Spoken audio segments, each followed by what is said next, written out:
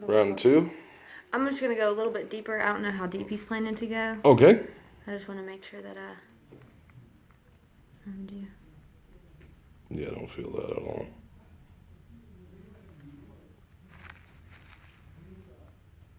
Does that mean like you like break your toe and you wouldn't feel it?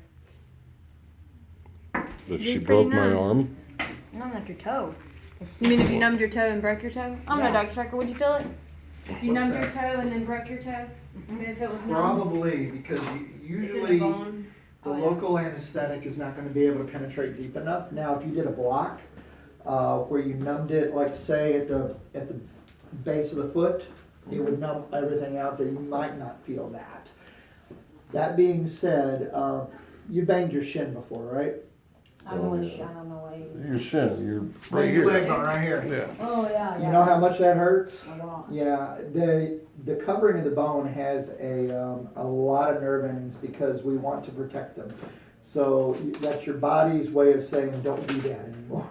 And he wanted to know what happens if you wear like a wedding ring inside of an MRI. I mean, it's not gonna like tear your finger off, will it? Could be. Oh, seriously? It depends Really? on the ring. Now, gold is not necessarily magnetic, but Right. if it's mostly a metal like iron, in theory, it could. So they make sure that it's either outside the MRI. So Yeah. You know, they may do your Oh. leg and you're going to be fine, but typically they want you to get rid of all Right. metal that you can. What if you have an implant and they need to?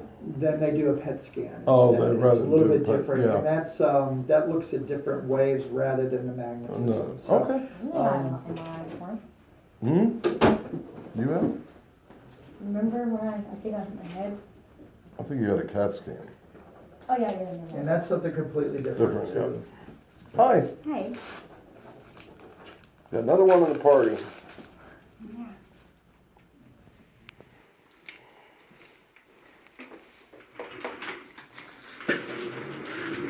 You buddy? That's it. Please. Oh, all right, you can watch. Huh? Go, Sandra. I was saying, let's get to sit nearby. Oh yeah. Not a problem. All right. So before I get started, I'm going to go through a pre-surgical checklist. I'm going to ask you a bunch of questions and Sure. tell you some things.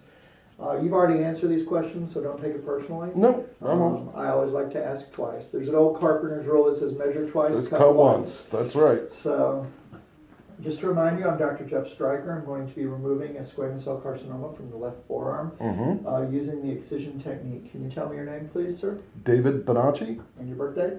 June 5th, 1969. Okay. I just want to confirm with you that the site that I marked out is indeed where the biopsy took place. That's correct. Okay, I just want to confirm with you, you do not have a pacemaker or a heart defibrillator. That's correct. I just want to confirm with you, no other pins, rod screws, implants, heart stents, anything? Nope. All removed. We have that you're allergic to penicillin? Possibly. Possibly. Okay, no other medications? No other medications. And no problem with latex or iodine, correct? No. Okay. And I just want to confirm with you that you're not taking any blood thinners at this time. Nope. Any further questions or concerns? No, sir. Do you have any further questions? Not really. All righty. Sure. Feel free to ask them on route. Yes. Good ice. Are you Okay. interested in medicine, or are you just kind of interested in dad? You me? Yes, you. Well, I'm hoping that my dad can get through it. safely. I had believe we him. can. I had him convinced he was going to have to drive me home, Oh, wow. And- Okay. I wasn't. and he doesn't have to drive me home. No, So you'll be perfectly fine to drive. yes, no, I just was playing a little joke with him. So. Oh, okay, okay. He was very nervous on the way in, thinking that he was going to have to drive my Drive home. pickup truck. All right, so I'm going to test the area. Tell Sure. me if you feel anything sharp. No, sir, don't feel a thing. Okay.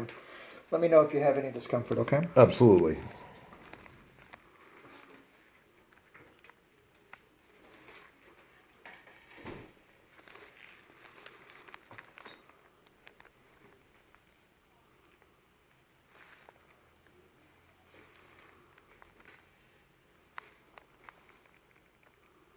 Cutting through butter.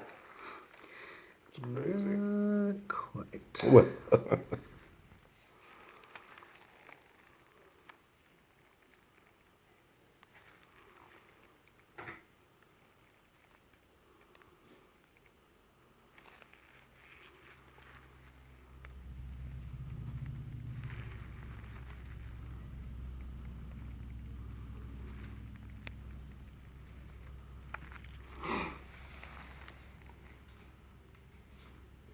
Do these tend to reoccur? If you don't take them out. Oh, okay. So if you don't get them all, or get it all, Right. okay. Right. The other thing is that once you have one, you're more at risk of developing a second one somewhere else, and that's just because the same conditions are present on the other arm, a little bit north of there. So someone who's, say, been outside for quite a while or had a lot of sun exposure Yes, sir. is likely to develop a second one somewhere else. And I know I've got relatively fair skin. And of course, there's 6 different skin types, starting from 1, which is the fairest, that's more like Irish type, all the way to 6, which is more equatorial Africa. So, Well, I just did a genetic test, and I'm adopted, of course. And my parents were always told that I was Irish, German, and Italian. And I come to find that I'm like 60% English and mostly Northern European. So I don't think you can get any more white than me. that's pretty white. That's pretty white. You wanted that pull at proximal 12 o'clock? Yes, that's fine. So we have it out. I'm getting it ready to sew back up. All right.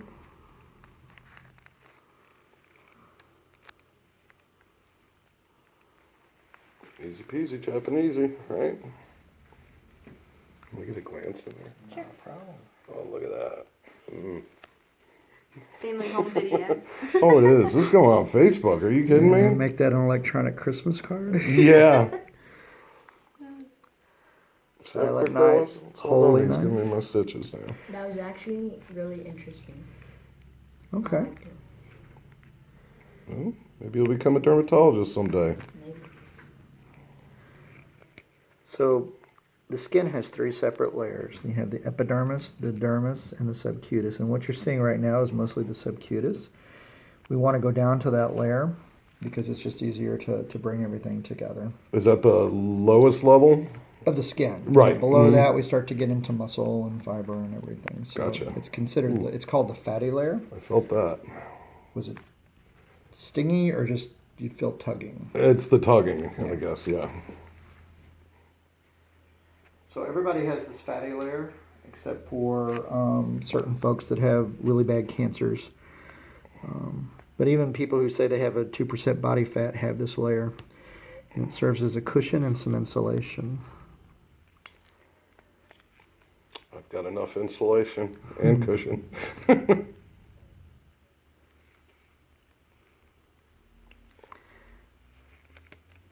So these are buried stitches. And Bill, those just dissolve on their own. Uh-huh. Your body absorbs them. Yeah, they're designed to dissolve. Usually their holding strength, depending on which one you're using, is several weeks to several months. But usually the body has them completely absorbed within about 3 months. Does your skin have to be together to like build it back, like put it back together? No, you can actually heal from the inside out, but what it would do is it would make a huge scar in that area, and it would be unsightly and painful. Would it leave a dent too? Like It would. Yeah. It would. There are some places where I actually do let it heal from the inside out, like on the inside of the ear. Sometimes on the nose you can do that. I have done it on the hand before when someone who, like say, was a truck driver and couldn't afford to be off work and didn't want stitches. So, and we got pretty good results. But what happens is the skin cells to heal have to roll over each other, and when you bring it together like this, it's able to bridge it a lot easier. And it's going to heal a lot better, a lot less likely to get infected. That makes sense. Look at this teamwork. Sarah Beth, Dr. Stryker, the A-team. I like that nickname. There you go. And so these are the outside, and these will come out. So if I pull a hair accidentally, I'm just going to Oh, don't apologize worry in about that. advance.